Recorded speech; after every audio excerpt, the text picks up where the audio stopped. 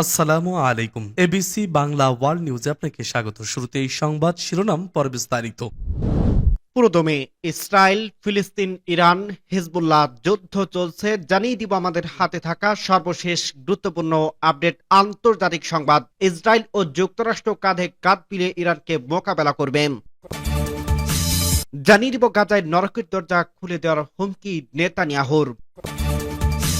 আরো জানিয়ে দিব কানাডার যুদ্ধজাহাজকে সতর্ক করতে 24টি ফাইটার জেট ওড়ালো চীন। এবং আরো জানিয়ে দিব রাশিয়া ও ইরানের মধ্যকার জোট ভাঙতে চাইছে আমেরিকা, মার্কিন বিশেষ দূতের ঘোষণা। সর্বশেষ জানিয়ে দিব ইউক্রেন যুদ্ধ নিয়ে সৌদি আরবে বৈঠক করবে আমেরিকা ও রাশিয়া। ইউক্রেনকে আমন্ত্রণ জানানো হয়নি বলছে জেলেনস্কি। শুনছিলেন সংবাদ শিরোনাম, এরপর বিস্তারিত। তার আগে অনুরোধ থাকবে, ভিডিওটি যদি ভালো লেগে থাকে ভিডিওটিতে একটি লাইক এবং কমেন্ট করে জানিয়ে দিন ভিডিও সম্পর্কে আপনার মূল্যবান মতামত, এবং আরো কমেন্ট করে জানিয়ে দিন ভিডিওটি আপনি কোথা থেকে দেখছেন এবং শুনছেন। যুক্তরাষ্ট্র ইসরায়েল কাঁধে কাঁধ মিলে ইরানকে মোকাবেলা করবে। ইসরায়েলি প্রধানমন্ত্রী বেঞ্জামিন নেতানিয়াহু বলছে, যুক্তরাষ্ট্রের সমর্থনে ইসরায়েলে ইরানের বিরুদ্ধে কাজ শেষ করবে। জেরুজালেমে সফররত মার্কিন পররাষ্ট্রমন্ত্রী মার্কো রুবিও এক সংবাদ সম্মেলনে তিনি এ মন্তব্য করেন। নেতানিয়াহু বলেন, গত 16 মাসে ইসরায়েলে ইরানের সন্ত্রাসী অক্ষের উপর কঠোর আঘাত এনেছে। প্রেসিডেন্ট ডোনাল্ড ট্রাম্পের দৃঢ় নেতৃত্বের অধীনে ও আমাদের অটল সমর্থনে আমার কোনো সন্দেহ নেই যে আমরা কাজ শেষ করতে পারবো এবং করব। 2023 সালের 7 অক্টোবরে হামাসের নজিরবিহীন হামলার পর ইসরায়েল গাজায় ইরান সমর্থিত ফিলিস্তিনি সদস্য গোষ্ঠীর বিরুদ্ধে যুদ্ধ শুরু করে এবং লেবাননে তেহরান সমর্থিত হিজবুল্লাহর সঙ্গেও লড়াই জ্বলিয়েছে। এছাড়া ফিলিস্তিনিদের প্রতি সংহতি জানিয়ে ইয়েমেন ও ইরাকে ইরান সমর্থিত সদস্য গোষ্ঠীগুলোর আক্রমণেরও মুখোমুখি হয়েছে ইসরায়েল। নেতানিয়াহু আরো বলেন, ইরানের হুমকি মোকাবেলায় ইসরায়েল ও যুক্তরাষ্ট্রের কাঁধে কাঁধ মিলিয়ে কাজ করছে। ইসরায়েলের প্রধানমন্ত্রী মার্কিন প্রেসিডেন্ট ডোনাল্ড ট্রাম্প পূর্ণ নির্বাচিত হওয়ার পর তাকে স্বাগত জানিয়েছেন। ট্রাম্প দ্রুত ইরানের বিরুদ্ধে সর্বোচ্চ চাপ নিতে ফিরে গেছেন এবং তার প্রথম মেয়াদের মতোই ইরানি কথিত পারমাণবিক অস্ত্র সক্ষমতা অর্জনের প্রচেষ্টার বিরুদ্ধে নেওয়া হয়েছে। মার্কিন পররাষ্ট্রমন্ত্রী মার্কো রুবিও রবিবার বলেন, ইরান কখনোই পারমাণবিক শক্তি অর্জন করতে পারবে না এবং তিনি ইসলামী প্রজাতন্ত্রটিকে মধ্যপ্রাচ্যের সবচেয়ে বড় অস্থিতিশীলতার উৎস হিসেবে বর্ণনা করেন। নেতানিয়াহুর সঙ্গে যৌথ সংবাদ সম্মেলনে রুবিও বলেন, পারমাণবিক ইরান কখনোই হতে পারবে না, কারণ পারমাণবিক অস্ত্রের মাধ্যমে তারা যে কোনো চাপ ও প্রক্রিয়া থেকে নিজেদের রক্ষা করতে পারবে। এটা কোনোভাবেই ঘটতে দেওয়া যাবে না। তিনি আরো বলেন, আমরা হামাস, হিজবুল্লাহর পশ্চিম তীরের সহিংসতা, সিরিয়ার অস্থিতিশীলতা কিংবা ইরাকি মিলিশিয়াদের কথাই বলি না কেন, প্রত্যেক ক্ষেত্রেই একটি সাধারণ বিষয় রয়েছে, আর সেটি হলো ইরান। গাজা যুদ্ধের কারণে বাড়তে থাকা আঞ্চলিক উত্তেজনার প্রেক্ষাপটে গত বছর প্রথমবারের মতো ইরান ইসরায়েল একের পর এক বিরুদ্ধে সরাসরি হামলা চালায়। 26 অক্টোবর ইসরায়েল ইরানের সামরিক স্থাপনায় বিমান হামলা চালিয়ে 4 জন সেনাকে হত্যা করে, যা 1 অক্টোবর ইরান থেকে ইসরায়েলের দিকে প্রায় 200টি ক্ষেপণাস্ত্র নিক্ষেপ প্রতিক্রিয়া করা হয়। 13 এপ্রিল ইরান ড্রোন ও ক্ষেপণাস্ত্র নিক্ষেপ করে ইসরায়েলের দিকে, যা 1 এপ্রিল দামেস্কে ইরানের কনসুলেট ইসরায়েলি সন্দেহভাজন হামলার প্রতিশোধ হিসেবে চালানো হয়। সূত্র এএপি। গাজায় নরকের দরজাগুলো খুলে দেওয়ার হুমকি নেতানিয়াহুর। ফিলিস্তিনি সংগঠন হামাসের সব ইসরায়েলি জিম্মিকে মুক্তি না দিলে গাজায় নরকের দরজা খুলে দেওয়া হবে বলে হুমকি দিয়েছে ইসরায়েলি প্রধানমন্ত্রী বেঞ্জামিন নেতানিয়াহু। রোববার যুক্তরাষ্ট্রের পররাষ্ট্রমন্ত্রী মার্কো রুবিওর সঙ্গে দেওয়া এক যৌথ বিবৃতিতে এই হুমকি দেন তিনি। যৌথ বিবৃতিতে নেতানিয়াহু বলেন, আমাদের একটি অভিন্ন কৌশল রয়েছে, আর সাধারণ মানুষের কাছে আমরা সবসময় এই কৌশলের বিস্তারের প্রকাশ করতে পারি না। যেমন নরকের দরজাগুলো কখন খুলে দেওয়া হবে, যদি আমাদের সব জিম্মিকে মুক্তি দেওয়া না হয় তাহলে নিশ্চিতভাবে দরজাগুলো খুলে যাবে। যৌথ বিবৃতিতে বলা হয়, আমরা হামাসের সামরিক সক্ষমতা এবং গাজায় তাদের শাসন শেষ করে দেব। আমরা সব জিম্মিদের আমরা বাড়ি ফিরিয়ে আনবো এবং এটা নিশ্চিত করবো যে গাজা যেন কখনোই ইসরায়েলের জন্য হুমকি না হয়ে দাঁড়ায়। নেতানিয়াহু বলেন, গাজা নিয়ে যুক্তরাষ্ট্রের সোজা সাপটা সমর্থন এই লক্ষ্যগুলো অর্জন করতে আমাদের সহায়তা করবে। মার্কো রুবিও বর্তমানে ইসরায়েলে সফর করছে। বিবৃতিতে নেতানিয়াহু বলেন, গাজার ভবিষ্যৎ নিয়ে মার্কিন প্রেসিডেন্ট ডোনাল্ড ট্রাম্পের পরিকল্পনার বিষয়ে মার্কো রুবিওর সঙ্গে আলাপ করছেন তিনি। ওই পরিকল্পনা যেন বাস্তবায়িত হয় তা নিশ্চিত করতে তিনি কাজ করবেন। ট্রাম্প সম্প্রতি বলছে, সংঘাত শেষে গাজায় নিয়ন্ত্রণ নেবে যুক্তরাষ্ট্র। একই সঙ্গে গাজার বাসিন্দাদের মিশর, জর্ডান সহ অন্যান্য দেশে বিতাড়িত করা হবে। তার এই মন্তব্যের পর বিশ্বব্যাপী সমালোচনার ঝড় ওঠে। রুবিও বলেন, ট্রাম্পের গাজার পরিকল্পনা হয়তো অনেকেই হতবাক করছে, তবে গাজা নিয়ে একই ধরনের পুরনো পরিকল্পনা আর করা হবে না। গাজায় এখন যুদ্ধবিরতি চলছে। যুদ্ধবিরতির অংশ হিসেবে গতকাল শনিবার পর্যন্ত মোট 19 জিম্মিকে মুক্তি দিয়েছে হামাস।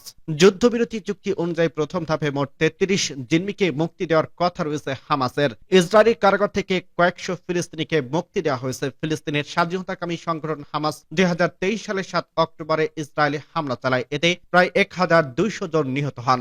এছাড়া প্রায় 250 জনকে জিম্মি করে গাজায় নিয়ে যান হামাস যোদ্ধারা। সেদিন থেকেই গাজায় নির্বিচার হামলা শুরু করে ইসরায়েলি দখলদার বাহিনী। এতে 19 জানুয়ারি পর্যন্ত উপত্যকাটিতে 48,000-এর বেশি ফিলিস্তিনি নিহত হয়েছেন। আহত হয়েছে 1,10,000-এর বেশি ফিলিস্তিনি।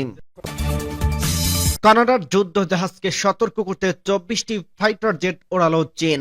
স্পর্শকাতর তায়ন প্রণালী দিয়ে কানাডার একটি যুদ্ধ জাহাজ যাওয়ার সময় দ্বীপটির কাছে 24টি চীনা সামরিক বিমান উঠতে দেখা গেছে। রোববার 16 ফেব্রুয়ারি তাইওয়ানের জাতীয় প্রতিরক্ষা মন্ত্রণালয় এ তথ্য জানিয়েছে। এক বিবৃতিতে মন্ত্রণালয় বলছে, চীন যুদ্ধ বিমানগুলোর সঙ্গে ড্রোন উঠতে দেখা যায়। সামরিক জাহাজ এর সঙ্গে এগুলোকে যৌথ যুদ্ধ প্রস্তুতির টহল চালাতে দেখা গেছে। তাইওয়ানের গণমাধ্যমে খবরে বলা হয়েছে, চীন সামরিক বাহিনী তাইওয়ান প্রণালী দিয়ে চলাকালীন কানাডার যুদ্ধ জাহাজে রেডিও বার্তা পাঠায় এবং তাদের গতিপথ পরিবর্তনের জন্য সতর্ক করে।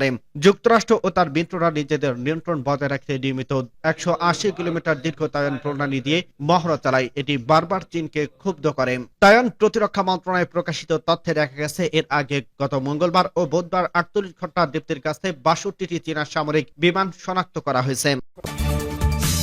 রাশিয়া ও ইরানের মধ্যকার জোট ভাঙনে গুরুত্বপূর্ণ ভূমিকা রাখতে চাইছে আমেরিকা, বলছে মার্কিন বিশেষ দূত। ইউক্রেন ও রাশিয়ার বিষয়ে মার্কিন বিশেষ দূত ক্লিক কেগল বলছে, ইরান ও চীনের সাথে রাশিয়ার জোট ভাঙার চেষ্টা করছে ওয়াশিংটন। গতকাল শনিবার মিউনিখে নিরাপত্তা সম্মেলনে ভাষণ দিতে গিয়ে তিনি বলেন, দেশগুলোর সাথে রাশিয়ার জোট ছিন্ন করার জন্য কাজ করছে আমেরিকা।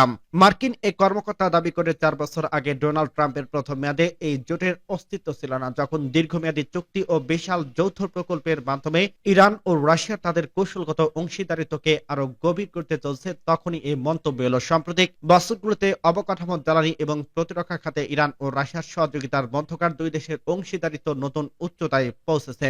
গত মাসে তেহরান ও মস্কো একটি পূর্ণাঙ্গ কৌশলগত অংশীদারিত্ব চুক্তি স্বাক্ষর করছে, যা আগামী 20 বছরের জন্য বিভিন্ন মেগা প্রকল্প দীর্ঘমেয়াদী সহযোগিতার ভিত্তি স্থাপন করছে। পর্যবেক্ষকদের মতে ইরান ও রাশিয়ার এই চুক্তিটি এক কেন্দ্রিক বিশ্ব ব্যবস্থার বিপরীতে বহুমুখী ও বহুমেরু বিশ্ব ব্যবস্থা করার লক্ষ্যে সম্পাদন করছে। তবে আমেরিকা এই চুক্তিকে ইউরেশিয়া অঞ্চলে তার আধিপত্যের জন্য হুমকি হিসেবে দেখছেন। ক্যাগল বলছে, এই জোটগুলোকে দুর্বল করার জন্য বর্ধিত নিষেধাজ্ঞা ও কূটনৈতিক চাপ প্রয়োগ করা যেতে পারে।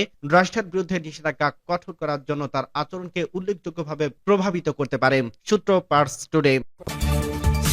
ইউক্রেন যুদ্ধ নিয়ে সৌদি আরবে বৈঠক করবে আমেরিকা ও রাশিয়া। ইউক্রেনকে আমন্ত্রণ জানানো হয়নি, বলছে জেলেনস্কি। 3 বছর ধরে চলা রাশিয়া ইউক্রেন যুদ্ধে অবসানের লক্ষ্যে আলোচনা করতে সৌদি আরবে খুব শীঘ্রই বৈঠকের পরিকল্পনা করছে আমেরিকা ও রাশিয়ার কর্মকর্তারা। মার্কিন প্রতিনিধি দলে থাকছেন পররাষ্ট্রমন্ত্রী মার্কো রুবিও, জাতীয় নিরাপত্তা উপদেষ্টা মাইক ওয়ালস এবং হোয়াইট হাউসের মধ্যপ্রাচ্য বিষয়ক প্রতিনিধি স্টিভ উইটকফ। তারা সবাই শীঘ্রই সৌদি আরবে উদ্দেশ্যে রওনা হবেন। মার্কিন আইন প্রণেতা মাইকেল ম্যাককন এ বিষয়ে বার্তা সংস্থা রয়টার্সকে জানিয়েছেন। ইউক্রেনে মার্কিন বিশেষ দূত ক্লিক ক্যাগল ওয়াশিংটন, মস্কো এবং কিয়েভের আলোচনায় অংশ নেবে। মিউনিখ নিরাপত্তা সম্মেলনে অবকাশে তিনি জানান, এই আলোচনার উদ্দেশ্য হল ডোনাল্ড ট্রাম্প, ভ্লাদিমির পুতিন ও জেলেনস্কির মধ্যে একটি বৈঠকের আয়োজন করা, যাতে শান্তি প্রতিষ্ঠা হয় এবং এই সংঘাতের অবসান ঘটে। তবে ইউক্রেনের প্রেসিডেন্ট ভ্লাদিমির জেলেনস্কি বলছে, সৌদি আরবে অনুষ্ঠিত আলোচনায় ইউক্রেনকে আমন্ত্রণ জানানো হয়নি এবং কৌশলগত অংশীদারীদের সঙ্গে আলোচনা না করে কিয়েভ রাশিয়ার সঙ্গে আলোচনা করতে যাবে না। জেলেনস্কি জানায়, তিনি সংযুক্ত আরব আমিরাত, সৌদি আরব ও তুরস্কে সফর করবেন, তবে সময়কাল জানাননি তিনি। তবে ইউক্রেনের নেতা নিশ্চিত করছে, এই সফরে রুশ বা মার্কিন কর্মকর্তাদের সঙ্গে দেখা করার কোনো পরিকল্পনা নেই তার। এদিকে রুশ পররাষ্ট্র মন্ত্রণালয় এক বিবৃতিতে জানিয়েছে, মার্কিন পররাষ্ট্রমন্ত্রী মার্কো রুবিও এবং রাশিয়ার পররাষ্ট্রমন্ত্রী সের্গেই লাভরভ শনিবার এক ফোন আলাপে ইউক্রেনের পরিস্থিতি নিয়ে আলোচনা করছে। তারা নিয়মিত যোগাযোগের বিষয়ে একমত হন এবং